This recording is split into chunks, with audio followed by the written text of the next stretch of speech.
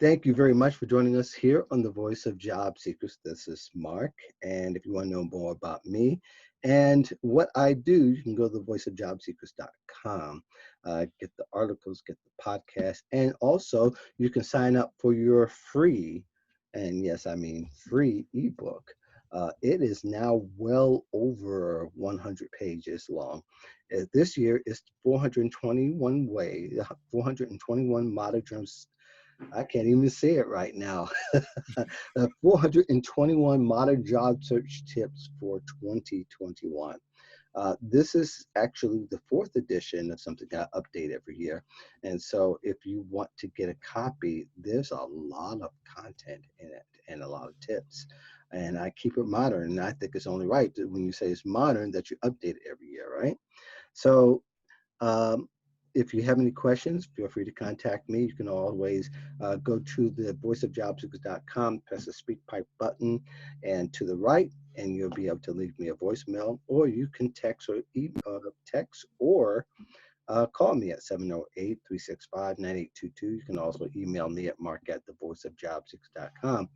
I want to get right into the show because this question comes to me quite often. And I want to be sure that you're clear on what people are asking.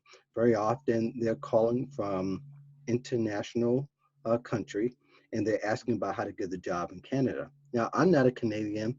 I honestly have not helped anybody from the US to get to Canada, but there are two guys that have, John Ribero and Connel Valentine. And thank you very much. These guys are the masterminds behind CanadianJobSearchAcademy.com. They have written content as well as a podcast, Zero to Hire. That's the correct name, right? Zero to Hire? Yeah, we've changed it. Yeah, we've changed it a little bit. It's now just the Canadian Job Search Podcast. Yeah, no, we just aligned it. That's right. You just changed it. So catch them on their podcast. And of course, they also, you can find them on LinkedIn under their names, and I'll include that in the job, in the search notes. So thanks for joining me, guys. Thank you very much for coming on the show. Yeah, thanks for having us, Mark. It's a pleasure to be here and an honor to be here. We've been following you for quite some time, and yeah, it's amazing just to be here with you and to share with your audience what we know about the Canadian market and Canadian job search. Now, yeah, can't wait to get into it, Mark. Yes, and we've talked for a long time, for the past 2, 3, 4 years, however it's been, but from time on, time off. But ultimately, just to qualify it, you guys are not immigrant consultants, just to clarify that. And there's a difference between the information you would give if somebody would just ask you about how to get a job in Canada than someone who's an immigration consultant, correct? Correct. Yeah. Well, so I'm a new Canadian. I am an immigrant, but I'm not an immigrant consultant for sure. But yeah, so what I do know, I have some basic knowledge about it, but if you really want to go in depth, you'd want to get a consultant on board. But the Canadian immigration system is pretty much self-serve today. They call it the express entry system. So really anyone can Google it and figure it out on their own. Right.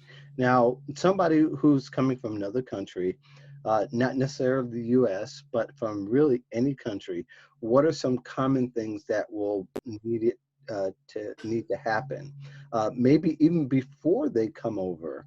And I'm not just talking about the paperwork aspect of it, but if they're looking at job prospects or considering even a change of career that might be something that's in Canada or specific cities in Canada, where would that person start? Right. So we'll quickly cover off the paperwork stuff because a lot of people, especially from that side of the world, need to know this. A lot of people come from Asia and the Middle East.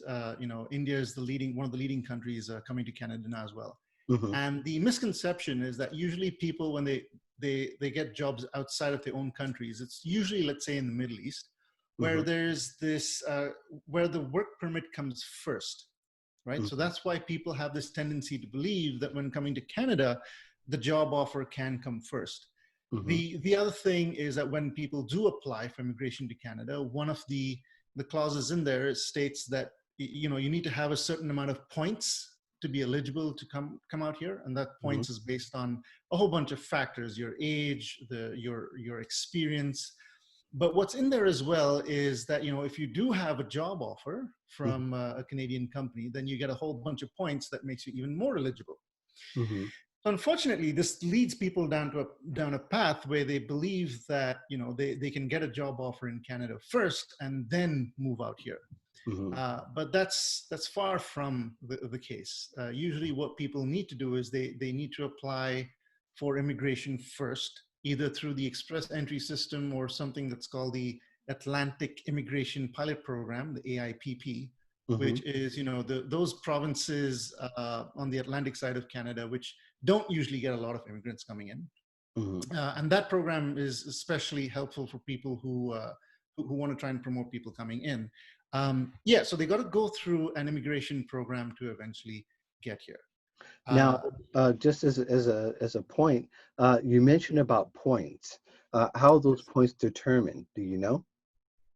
A couple of key things that I can think of. The most important one is the experience that you have. So what job or what skill set are you applying for? Are you like, if medical field engineers, you're right up there, right? Doctors, nurses, teachers, especially all of these heavily regulated fields, Right. you're going to get very easily in. IT, which is what I got through in with, is also right up there. Data science, those kind of fields. Mm-hmm.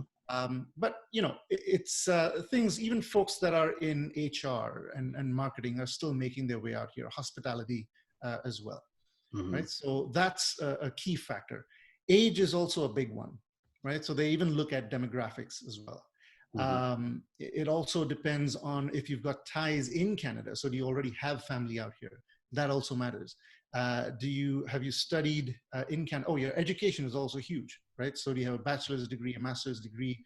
PhDs can get in fairly easily. So all of these are the basic factors. Mm-hmm.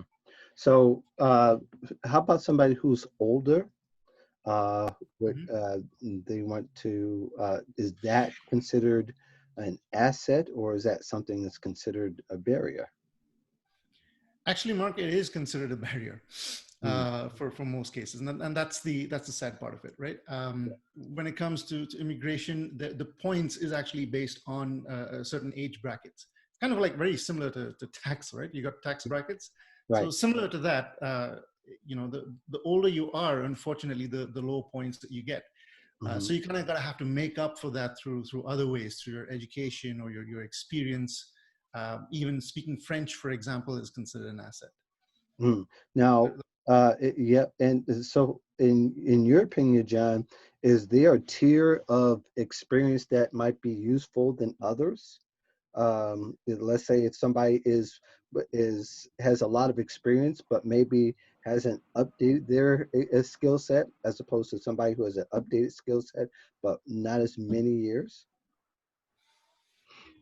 It's a great question, Mark, and I think it really varies in terms of your experience and what you're capable of doing and how you're going to be contributing to the market overall.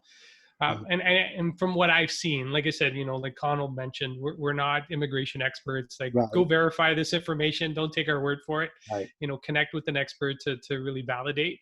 But the one thing, if you can marry your experience and if you reach all the other factors in terms of your value and what you can contribute to the economy and what they're actually looking for at the moment, because Mhm. what we have seen, or what I've seen personally in my research, is it's dependent on what the market's looking for. So there might be a peak in IT type personnel that they're looking for. So they're going to be inviting those people in more. It could be a mixture of engineering. It could be architecture. They are regulated fields, but there are unregulated jobs within those fields.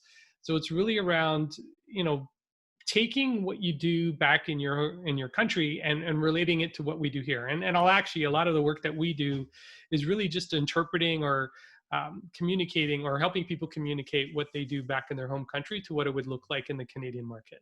Yeah. And if you can do that well, then your chances of success are much higher. And that's what I've seen, Connell. Like, am I saying anything off here? No, absolutely. That's you're bang on. And as you talk about experience, Mark, you'd mentioned, so after you're done with the paperwork, how does one prepare? Um, Cultural difference is also big out here in Canada, and the things are done very differently out here. And one of the big ways in terms of getting prepared is specialization. Mm-hmm. So, in other parts of the world, being a generalist is actually a good thing. Having breadth, in expertise is actually a good thing. There's nothing wrong with that. It's just that out here, though, you got to go in. You got to have depth in experience. You got to specialize in a specific industry. And if someone says, I'm an engineer, I can build anything. Right? That's not going to get you far in Canada, right? Even if you say I'm a civil engineer, that isn't enough. Like, what industry do you specialize in? And that really is what makes it happen. Even someone in HR, for example, that I have found that people come down here and I look at a resume and I see I've done recruitment, I've done compensation and benefits, I've done training, pretty much ran the entire HR department, right? I've been an HR business partner, and I asked this person, well, what do you want to specialize in? And she says, well, I don't know what you mean. I can do everything HR. And I said, no, you got to really focus in on your expertise. And that's one of the ways you got to be prepared for. You got to look at job postings out here in Canada, Indeed.ca, Monster, Workopolis.ca, and check to see if your past experience, which job description it aligns to the most. And the job title would then indicate where you're a good fit for. Now, I've got a hot question here, and maybe you know or you don't know, but is there a disparity in which the Canadian government or the immigration process where there is it a fair process in perception? In other words, a woman who has an engineer versus a man who has an engineer, or if they were both doctors. Has there traditionally been disparity, or is there is it equally processed and screened? Actually, go ahead, Connell. No, so from what I remember back in 2015, and even from anything that I've read today, there's no real gender bias when it comes to the immigration system. Okay. Does help if you have a spouse, right? So you're moving as a couple. Interesting. Okay. Yeah, certainly does help. And then, man and wife would say, okay, which one of us has got a better chance of scoring higher? Then you got like a primary applicant and a sponsored applicant, right? Right. So it doesn't matter, right? Sometimes I have seen the clients that I've spoken to, I'm speaking to the husband, but the husband says, actually, my wife is the primary applicant because she's got a PhD, right? And that's how they get through. Yeah. Gotcha. Now, you mentioned some professions are easier and some situations are easier. When you say in terms of easier, mean that the application process goes quicker for them, or is it that their consideration based on what they do makes it easier? Sorry, Connell. I was just going to say it's easier depending on what the market's looking for at the time. So their score, just going back to score and numbers, their score would be higher. So it would be slightly easier for them that way. Yeah. And just to get through the process and navigating through the process, because they have a higher score, they're going to be, the government would be more open to accepting them. Like again, don't take our word for it. Connect with an immigration consultant for sure to validate these things. Sure. But from what we've seen and the people that we've connected with, the people that we've worked with, or some of our clients, it's really been around, what they're looking for. And every province, and within Canada, I know in the US they have states, and in Canada we have provinces. Every province is looking for something slightly different as well.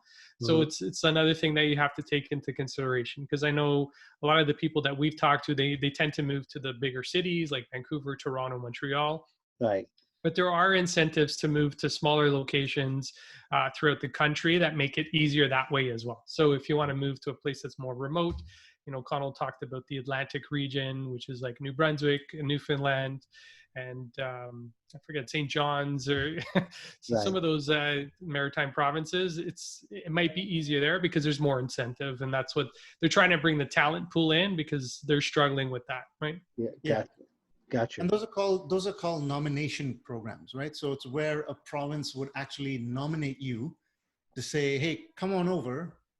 We like your profile, right? And like John said, it goes back to the score. So the term there is CRS score. I think that stands for Comprehensive Ranking Score, if I'm not mistaken. Mm-hmm. So once again, Google's your best friend for this kind of stuff, right? So you can actually go in and self-assess, put in your credentials, and find out what your CRS score is. And usually, if you score in the high 400s, you got a good chance of being selected, and you go into what they call the express entry pool, Mm-hmm. right, by default. And then there are other ways, right? Like I mentioned, the province can nominate you as well. People can come in through a student program. They can come in through an entrepreneur program where you invest a whole bunch of capital in Canada. So whole bunch of ways to do that. And but an important point to remember as well is that once you're here, you got to remember that just because the Canadian government invited you to be here and made you eligible to immigrate to Canada, Mm-hmm. it's not the Canadian government that gives you the job. At the end of the day, you still got to follow the same basic principles that applies to every North American to find a job in Canada. And that's a lot of, and newcomers to Canada find that very challenging. Again, it's because of the cultural differences. Lack of a network is a big problem. As you know, Mark, as well as we do, networking is huge, right? So imagine having a network or trying to build a network thousands of miles away. It's really challenging, right? So once people come out here, they find it very frustrating that it's hard to get a job, A, because they don't have a strong enough network, B, because the culture is completely different, right? So resumes are different, the way you apply for jobs are different, the way you conduct yourself at an interview is different. And they wonder why it's such a problem because the Canadian government invited them here based on their credentials. Why is it so hard to get a job? Well, it's because the people who give you a job is hiring managers from private companies, not the Canadian government.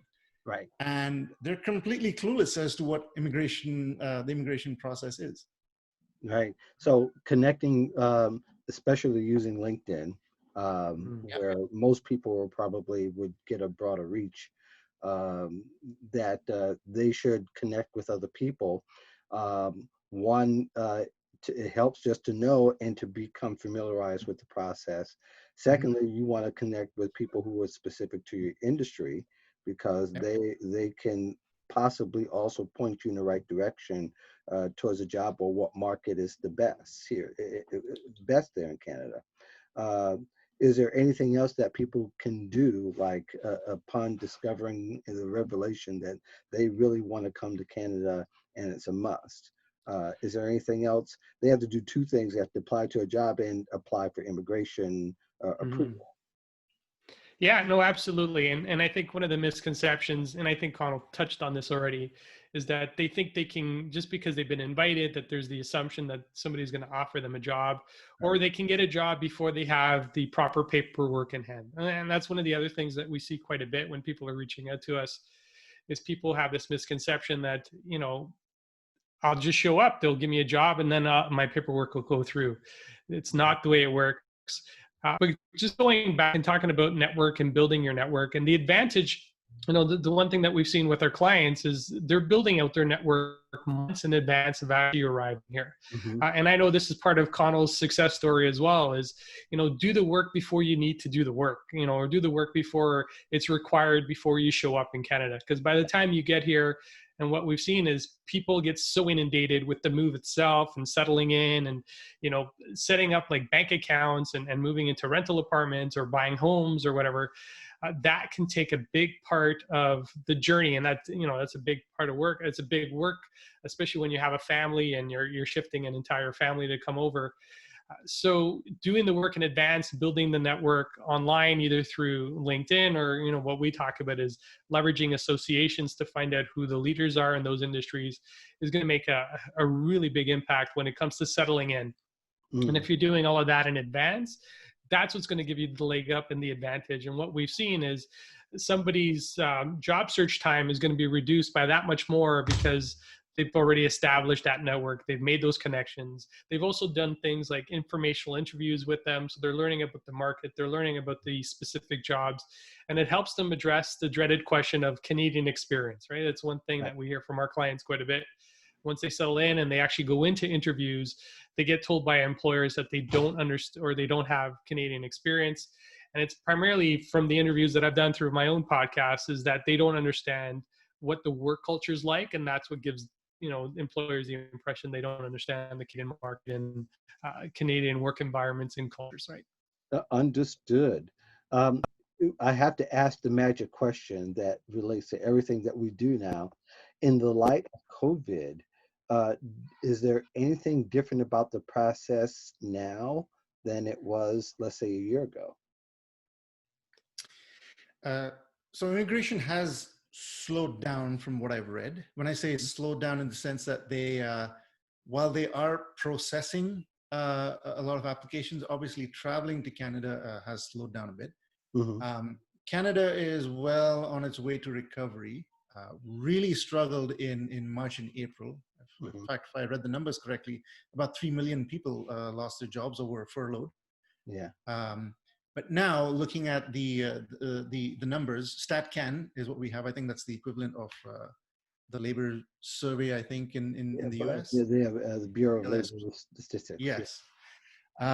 It shows that the market is picking up. Retail is surprisingly, picking up the fastest.